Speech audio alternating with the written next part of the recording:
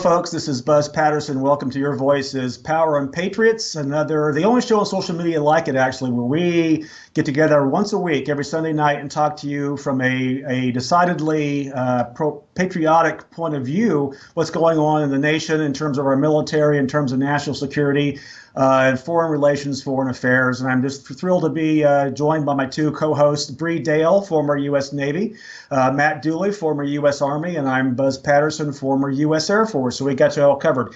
Lots going on. We're going to talk tonight about the marches from yesterday. What was really behind the 1,000 or plus marches across the country that basically was protesting separating families at the border, which, of course, Donald Trump had already decided to send out an executive order which prohibited that. But anyway, they decided to go ahead and march about it anyway. So we're going to talk about what's really behind that, the genesis behind the marches yesterday, what's really going on with the open borders and the Democrats wanting to abolish ICE, and how does George Soros play a part in all that? That's going to be very critical, I think, as we go forward. And again, I can't believe the Democrats are going to go to November running on open borders and abolishing ICE, but that's where we are today in today's America.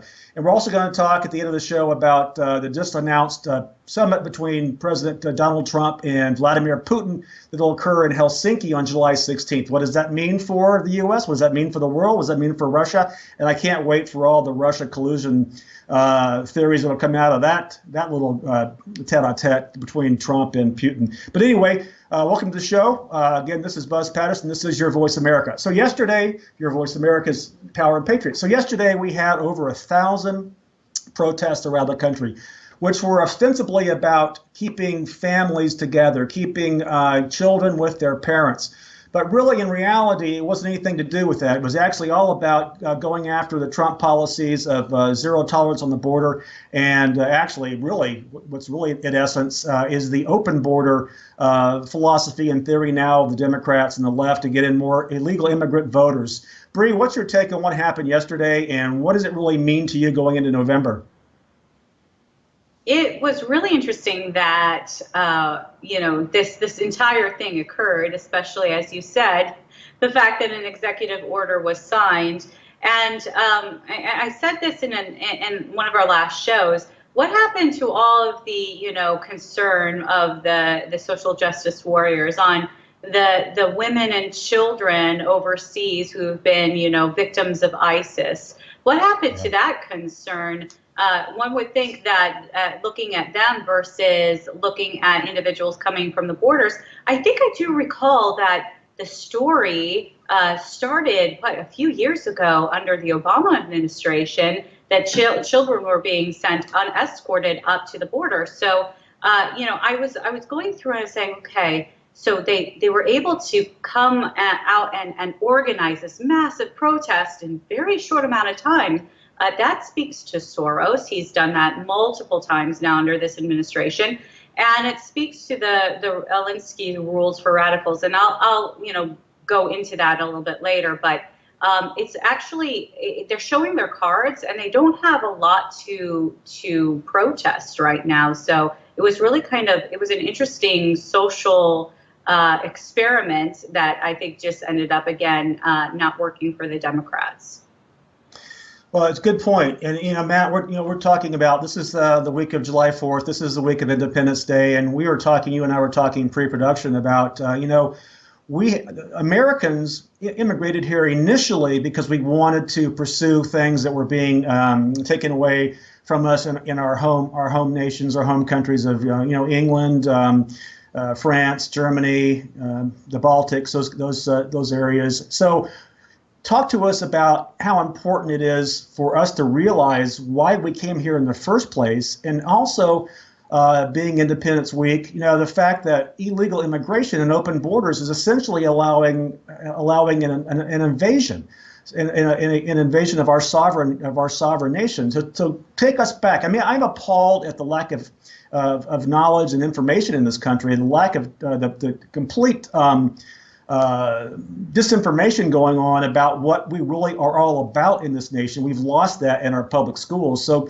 Matt, take us back and remind us what we are going to be celebrating this week with July 4th approaching. That's a great lead-in, Buzz.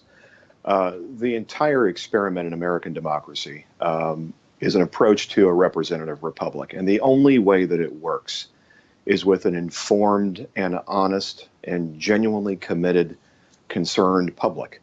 The average citizenry has to be well informed and engaged in the process. Otherwise, it falls apart.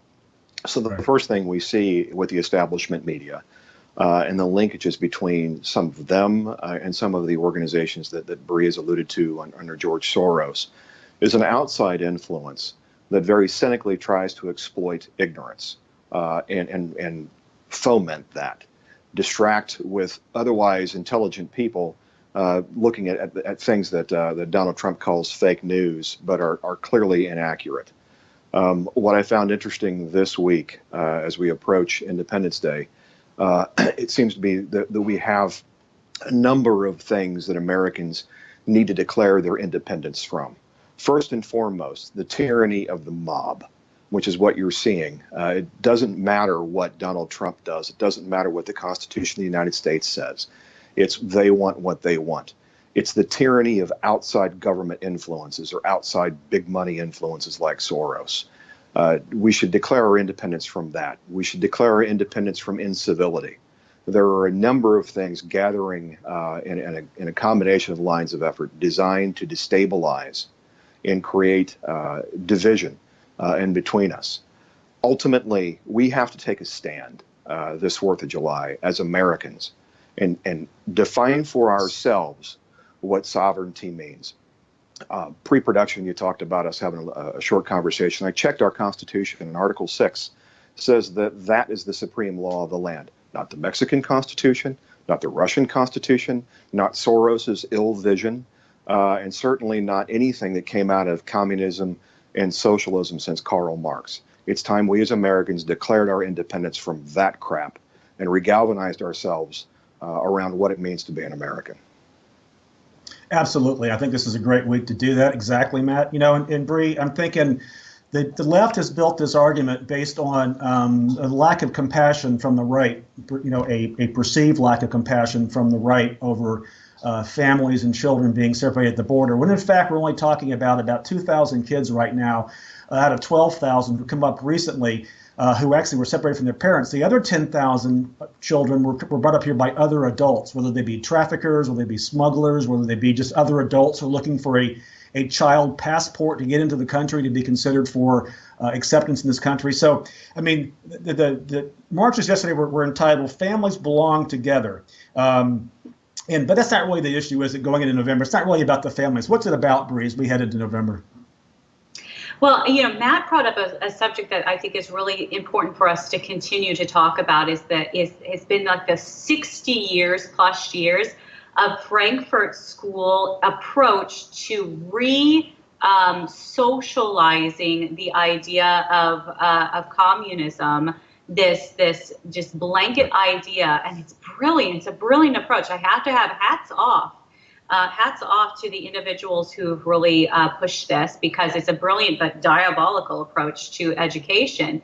But if you have the children and you have the educators, after at least 60 years plus, it could be up to 100, people forget what the culture was like before. People forget what, you know, freedom's like when you consistently train individuals in this notion of, I think I just saw recently, I think it was like 70%, something astronomical, 69% of youth today would rather be living in a socialist country. In a socialist country, we're actually seeing what that's like down south in southern. People are coming from these countries like Venezuela up to the United States and claiming that they want, you know, the United States, they want to live in the United States because socialism's working, right? Like, but for whatever reason, it's in their mind. And those are the people that then George Soros and his ilk groom to carry the banner for their one world policy, their open borders policy. And I do have a quote from Soros: "The main obstacle to a stable and just world order," Soros has declared, "is the United States." He hates the United States, but he profits off the United States. So my thought process is, if he presents a clear and present danger, as Matt said off screen, if he presents a clear and present danger, his his funding should be cut. Done. If he's undermining the United States and the Republic, he should be blacklisted.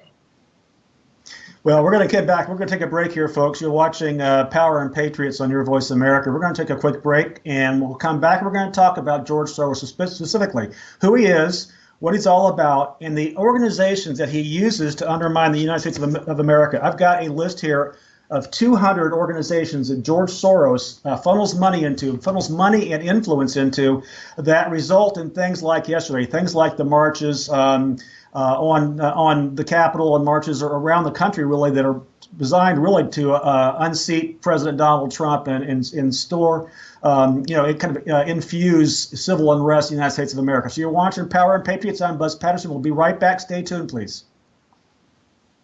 Hey folks, this is Buzz Patterson. You're watching Power and Patriots. I'm joined by my co-host Bree A, U.S. Navy, and Matt Dooley, U.S. Army. I'm Buzz Patterson, U.S. Air Force. So we're talking about George Soros. Probably the show's entitled America's Number One Enemy. He is all about a one world order, a global order where there are no borders, there are no governments, just one government. And he has set his eyes, as Bree mentioned just prior to the break, put his eyes squarely in the United States of America.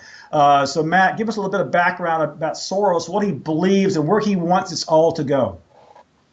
Soros is ultimately like a survivor, and at the center of gravity of his conscience is what's right for him. So he has an ideology that drives what he does. And because he's moneyed, because he's been successful over a number of decades building his own personal wealth, that's what gives him power. So his version of a world that works for him began as a 14-year-old who had, because of the enterprising predictions of his father, had some opportunities for him to survive the Nazi era in Hungary. And he saw things with his own eyes as a young man that were formative to him, that shaped his nature, which I would define as being relatively amoral. He saw the confiscation of Jewish wealth, of Jewish households, and saw that it was better to be on the side of those who were taking things than those who were having their things taken from them, including their lives. And so he sat upon this idea of creating a world where he could run things. To make it a long story short, the idea of a borderless, one government, one world government society that you mentioned, under his vision, whatever that is what he wants. The chief obstacle to that restrains his ability to impose his will is the dominant force in geopolitics, and that's the United States of America. He believes, unlike most Americans, and I think we just lost Bree for a second, but I think we have her back. And I want to make sure people understand that George Soros is radical as his thought processes and his global vision are. He's not that far afield from mainstream Democrats. In fact, if you go back and look at who really kind of powered Barack Obama's initial candidacy back in 2007, 2006, it was George Soros. George Soros was also behind Hillary Clinton's recent election campaign loss in 2016. But what he does is he funnels money and influence from the very top of his organization, which is the Open Societies Foundation, Open Societies Institute. And under that umbrella, he has organizations like MoveOn.org, the Center for American Progress, which is in Washington, D.C., which is essentially a Clinton think tank run by John Podesta. That name rings a bell for those of us who used to work for the Clintons and have been following politics with the Clintons over the years. And he is behind the ACLU, the Southern Poverty Law Center, the group apparently that goes after hate groups, when in fact they're the hate group actually that's funded by George Soros, and Think Progress. But let me point out a couple of things that occurred yesterday. Yesterday we had Kamala Harris, senator from the great state of California, my home state, who calls for the abolishment of ICE, the immigration enforcement organization on the border and across the country, actually. And also we had Dick Durbin, senator from Illinois, who called the ICE officials a group of incompetents. Now, this is the same Dick Durbin, folks. If you remember back in George W. Bush's presidency, Dick Durbin likened our troops the Navy and Army and Air Force members down at Guantanamo Bay to Nazis, Soviets in their gulag, and Pol Pot. This is the same guy that's now talking about ICE being incompetent. So, Bree, George Soros has got some radical ideas, but it's being embraced by the mainstream Democratic Party. And not only the mainstream Democratic Party, we also have individuals on the right who have taken his money. We have a few rhinos that I could name drop who's done so. And we have to start to question, really, if you're taking out of the same pot, are you embracing this one world order mentality? I would say anybody who really drops that from either the right or the left, that key word, one world order or new world order, should be considered, suspicious, because the mentality was not about the United States when that started. That word right out of the Cold War was in order to make this new mentality that the United States was not going to be a sovereign country focused first on America first, but it was going to focus on the world and policing the world. So this mentality was, okay, the United States was going to lead the charge in this one world, new world order. Since that time, though, there have been others. Macron is one who just came recently and dropped that word, that really pushed this kind of elitist mentality and oligarchy from the top, that seeks to suppress the people serving them. That's just really how all dictators are. But you mentioned, and I'm going to start to say some of the Helsinki rules for radicals, because it really makes sense when you start to read the 13 rules. But some of them are, this is from Saul Alinsky, really their flagship carrier for the communists, who, by the way, Hillary Clinton studied directly under and called him her mentor. So understand that this is where so first, power is not only what you have, but what the enemy thinks you have. Who's the enemy? Well, the American people, according to Soros. So power is not only what you have, but what the enemy thinks you have. So isn't that interesting that they currently are holding the narrative on this unification of people, of families that have been ripped apart by the American system? They are carrying the narrative, and it's brilliant. It's brilliant in its approach, right? Here's one: never go outside the expertise of your people. Well, if your people are brainwashed into thinking that the American system is evil and also communism is good, then you can have people just kind of be lemmings wherever they go, for the cause. And then you could keep moving this down. But one of my favorites is ridicule is man's most potent weapon. So it's not about facts. Matt can drop facts all day. You and I could drop facts all day.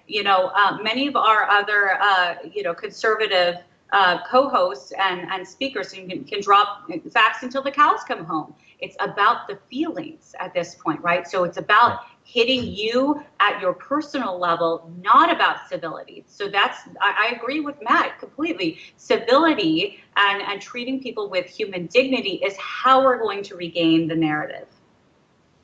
Absolutely, and I know it's a great point that Ben Shapiro throws out there all the time, is that facts don't care about your feelings, and the liberals and the leftists are all about the feelings, not so much about the facts. I mean, the give and take I go through on a daily basis on social media. I mean, the height of stupidity out there and ignorance is just baffling to me, that people don't realize that the child crisis from the south of the border actually was much bigger under President Obama, and nobody said boo about it. And here we are, and now it's all of a sudden Trump's being a Nazi. We're going to take a break, folks. You're watching Power and Patriots. When we come back, we're going to talk about Soros, his organizations, and how they really are going to impact the November election. Primarily, I mean, what are the Democrats doing to themselves? Are they really going to campaign on abolishing ICE, open borders, and siding with MS-13? Seems like it. We'll be back. You're watching Power and Patriots. We'll be right back with you.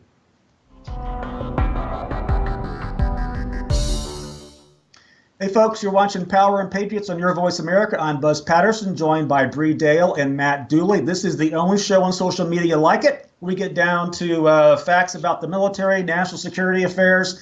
foreign relations, and everything from a patriotic viewpoint, as we are pro-Trump supporters and advocates, actually. And we have, this is Independence Day week. This is a time for us as Americans to realize our roots, to embrace them, embrace the flag, as President Trump did last week at a speech, which I thought was brilliant and amazing. So going into November, though, the Democrats have been talking about a blue wave. I see nothing but a red wave, a red tsunami rising. And I think as long as the Democrats, and I really can't fathom the logic that goes into a significant American party trying to embrace the open border concept and trying to, as Nancy Pelosi did, align themselves with MS-13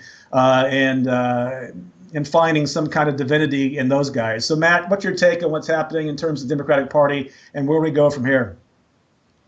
Buzz, I think what you've seen is a successive series of overreach incidents on the part of the DNC. They've slid further left in a vain attempt to key in on the emotion that we think the millennials are going to make most of their decisions off of. I have a different strategy. I believe that millennials are far more critically thinking than we might give them credit for.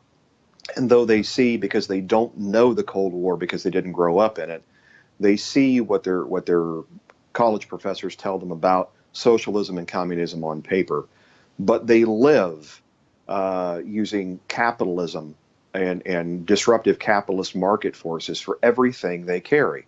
Their cell phones, their social media, their shifts in style, their choices of music, how they move from one mass sort of swarm cultural preference to another. All of those things are disruptive capitalist forces. And as they grow older, they're going to come to appreciate where that comes from. It comes from creativity. It comes from freedom. It comes from liberty. It doesn't come from a centralized ideology. It doesn't come from a centralized Marxist system. And in everywhere where one of those exists, it's sterile. The best argument that we can make is to continue to point them towards Venezuela and show them this is what happens when you get exactly what you're asking for. Point them towards the border and say, yes, compassion means that we're going to try to figure out what to do with these 2,000 children. But compassion also means asking about the 10,000 other children that showed up here without their parents and asking where that accountability starts. Accountability should begin when we talk about sovereignty for this country and the responsibility of other nations for what they owe to us in exchange for what we give them. Asking millennials where our national budget must break free from foreign aid that we give to countries that don't help us but send us their problems. These things, I think, will resonate with a generation that Soros thinks he's won, and I'm seeing the red wave you're seeing. People are walking away, and they're joining the party that I would call the American Party. Yeah, they are walking away, and that hashtag walk away movement, I think, is really taking off, and especially with, I think, African Americans in this country as they realize that the Democratic Party is not taking care of them. They have been essentially ignored and abused over the years. You look at places like South Central Los Angeles, downtown Detroit, Chicago. The murder rate in Chicago is a perfect example. And I think that a lot of African Americans are realizing, hey, the Democratic Party is just replacing us with these illegal immigrants. They're looking for other cheap votes, easy votes that won't cost Democrats a lot of money or a lot of time and attention. So I think the walkaway movement's huge. I think it's going to be, it may be the cataclysmic event of what happens in November. And I think you're right, man. I think it's important for us, if we're going to talk about facts, and make sure the facts break through the feelings that a lot of the millennials are dealing with right now. We need to remind them that these kids, the 10,000, the 84% that are coming up from El Salvador and Honduras and Nicaragua are coming by themselves with other adults, and they're putting the young women on birth control very, very early on. And there's some unbelievable amounts, high percentages of these young ladies that are being, girls essentially, that are being molested and raped on the way up to the southern border of the United States of America. So, you know, if we're talking about compassion for kids and compassion for families, we need to understand that there's compassion needs to extend beyond the southern border, beyond the Trump administration. There are answers to all of this, and it's not embracing the open borders. Bree, what's your take? You're exactly right. When you talk about open borders, that's what drives people to go up to the United States. They want the American dream. If they have the passageway and they don't have to go across the seas to do it, they're going to try until such time that we make an absolutely clear statement by saying, no, we're not going to allow open borders. And oh, by the way, we are stationed the military or the National Guard down there to patrol our borders, and no one's getting in. There has been a significant drop of people trying to cross our borders and during this administration than the last administration for that point. And, you know, Elizabeth Yore, who's a good friend of mine, came on another show here at Your Voice America, talking specifically about that hashtag that took place a few months ago of where are all the children, specifically on the children who were placed into the foster care system and disappeared. Yes. And we know that there's a vast majority of those individuals, those children who were placed in the foster care and then have been sexually trafficked here in the United States. So when we start to talk about, we're working on the social justice warriors, I'm blaming the bishops down south again. And it's just like I said last time on our last show. If you're getting George Soros money or money from the Obama administration, USCCB, and then you're going to turn around and drop some talking points about how you're going to excommunicate the ICE agents who are doing their job, we're going to have a problem. And you're going to be exposed. And you're already being exposed. And we are researching that because the people need to know. You are a loud voice in the United States. You are supposed to be standing up for morality. And, you know, the dignity of the human person does not mean that you start to advocate for smugglers of illegals into our country. That just doesn't work that way. What about the millions of people who are waiting in line in order to be able to get into our great nation? What about those individual people? They're not breaking the law to get here. And finally, Buzz, when it comes down to it, on both sides of the aisle, we absolutely need to start communicating about what is happening to move these people to go to such desperate, points to try to smuggle themselves into the United States.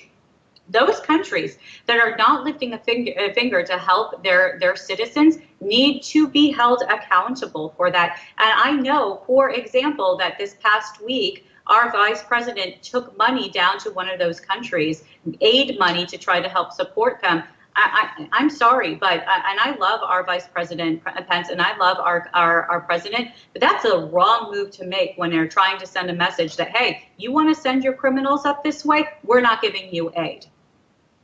Yeah, I think President Trump has already threatened that, as a matter of fact, with the countries Mexico and the countries south of Mexico with, hey, if you don't play ball with us, we're not going to play ball with you. Give you guys billions of dollars of international aid every single year. And if you're not putting it to good use, if you're not going to help us prevent MS-13 from coming up here from El Salvador, then we're just not going to help you guys. And I think that, that's hardball. But I think that's where it has to start. Matt, can you talk about, getting back to Soros for one more minute and a half here? Can you talk about Soros's impact on the Catholic Church and what he's trying to do there? Bree mentioned it in terms of the bishops, but in terms of the Catholic Church and John Podesta being one of these people who've been involved with kind of undermining the Catholic Church as well with George Soros money. Yeah, it's a simple strategy of divide and conquer. If I can cite certain scripture passages that you can use to justify one stance on one side of the issue or another, cynically looking to exploit things out of context, but tying that to money as a reward for doing what I want you to do, then it gives you some sort of top cover and some inoculation from scrutiny because you're a member of the clergy. But it also complicates the matter when you talk about members of parishes who are just trying to follow what their apostolic leadership tell them to do. The good news is that we don't have one unified policy coming out of the Vatican. The bad news is that we have multiple bishops or parishes split against each other. So what we've done is we've created disunity and an otherwise very powerful and charitable, meaningful, and compassionate organization. It's very, very frustrating for those of us who happen to be Catholic to see people that we trust to lead us giving conflicting guidance. Ultimately, it's the way it's been for 2,000 years. You fall back on what Scripture says. You fall back on teaching and traditions, and those who are outside of it, you steer away from. Yeah, I think the bottom line with George Soros, the moral of the story here is that George Soros is a bad person, and he really is trying to infiltrate and cause this country, the Catholic Church, all Western Christian civilized nations. He wishes ill will, and he wishes that he can be more and more powerful on the world stage, and it's people like it's hit people like George Soros, and it's organizations like that he's using to undermine us, and it's something we need to stay on top of, and we will stay on top of that here at Power and Patriots as we go forward. Coming up on our next break, folks, you're watching Power and Patriots. This is Buzz Patterson along with Bree, Dail, and Matt Dooley. We're going to take a quick break, and when we come back, we're going to talk about something completely different. We're going to talk about the fact that President Donald Trump will be meeting with Vladimir Putin here on July 16th, and I'm just imagining the clamor from the left when that all happens. So stay tuned to Power and Patriots. We'll be right back.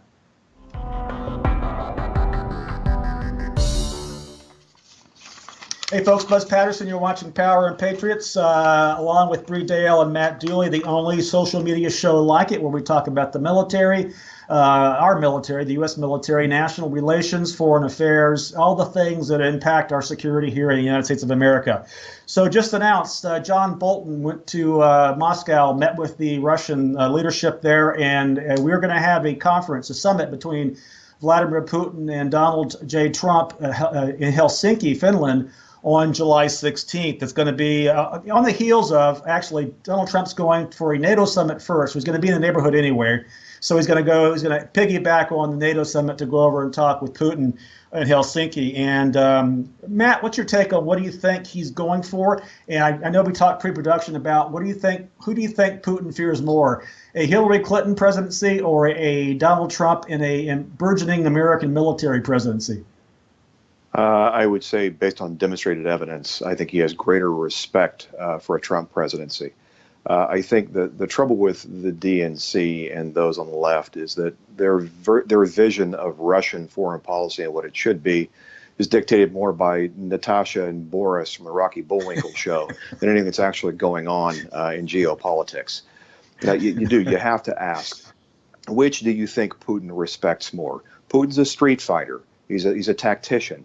And what he looks for is the projection of power. So you have a resurgent military, you have a resurgent economy, and all of this is guided around this idea of making America great again, which is a shout out to Ronald Reagan. So Trump is very good at projecting that imagery. The last time we were very successful at bringing down the Soviet Union. Compare that to a Hillary Clinton presidency and the Uranium One deal and the reset button, which was a misspelling on something taken off of a hot tub, and this idea of them getting $500,000 speaking fees donated to the Clinton Foundation. The only real evidence of any collusion anywhere that's been found in the last 2 years all pointed straight back to the Clinton administration. Or perhaps we can go back to the Barack Obama administration as he sits across in a hot mic moment in front of Medvedev and says, I'll have some more flexibility once I win the election.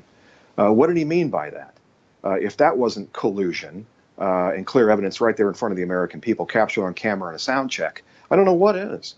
So in the end, you do have to talk to the Russians, even if they are the bad guys, even if they are your polar opposite and pulling in Europe in a different direction. We used to call that diplomacy. I have absolutely no doubt that John Bolton went and set this thing up. There are some objectives, and Trump's going to go in and he's going to sit down with this guy. Remember, Trump just recently met with the North Koreans. So I don't think we're in any danger of him giving the entire apple cart away. No, and one thing you left out in terms of collusion from Hillary Clinton and the DNC was the fake dossier, which they funded, which started this whole mess in the first place. So yeah, the collusion in my case, from my perspective, always points to the Clintons. It always points to the Clintons, and they do. The Russians do have 7,000 nukes, so there's that. And they also are, we're kind of embroiled in a tete-a-tete with them in Syria as they support the Assad government and we don't. So there are a lot of reasons to talk to Russia, and the nuclear arsenal being one. Syria being 2, Crimea being 3. So we'll find out where this all goes. But I think it's a brilliant strategy. You pointed out, Matt. He just met with Kim Jong-un not too long ago. So in the last 4 to 5 weeks, we've had Donald Trump walk away from the Iranian nuclear deal for all the right reasons, meet with the dictator of North Korea, and now he's going to meet with Vladimir Putin. Bree, what's your take on expectations, I guess, if you will, from the upcoming summit in Helsinki? Well, unfortunately, within the mainstream media, unfortunately one of those fake news channels seem to play a lot in the company that I work for on some of the break rooms, and so I have gotten to listen to some of the pundits on there, fake news CNN, and it's really interesting that nothing really has been reported on what's been going on in Iran in the last 2 weeks. Nothing. No, most people don't even know that the people are rising up against the mullahs, and they are literally. I have never seen, other than the Green Movement before, like right after Obama was elected, where we did not support at all. I've never seen the Iranian people be as absolutely angry about what's going on in their country and in their economy. People are dying. And they're standing up against the mullahs now. And it's interesting, Israel has taken the opportunity to reach out on social media and say, enough is enough, guys. We're happy to give you water. We're happy to share with you our technology. We want peace. And couple that with what has gone on in our foreign policy recently, and you realize that Trump understands he holds the cards in the narrative now with Putin. Putin also recognizes that financially, which is really a driving point for him, financially, he's going to be on the losing side because North Korea is laying down arms and saying, we've had enough, let's prosper. Iran is starting to say, we've had enough, we're laying down arms, let's prosper. So who's going to be left holding the bag? Russia. Yeah. Russia doesn't want that. So Russia, I see Putin just saying, okay, we're done. We're done playing the game because we want to prosper. I actually see this as being a pivotal moment in history again. And I think people have been speaking about the historicity of Helsinki being the place where the United States and Russia are meeting. When has the last time the United States and Russia met together in Helsinki? Towards the fall of the Cold War, and then right afterwards, the fall of the wall. So now we're starting to see history being made again. I mean, I don't know about you. I'm not getting tired of all the winning.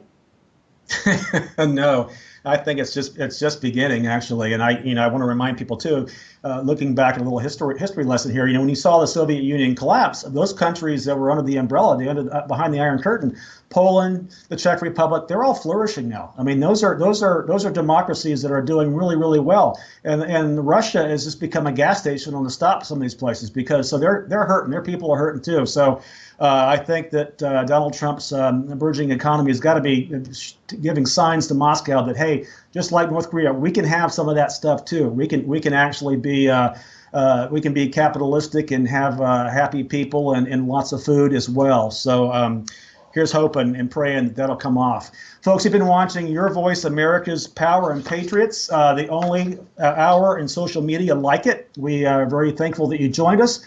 You can follow Bree Dail. Where, Bree?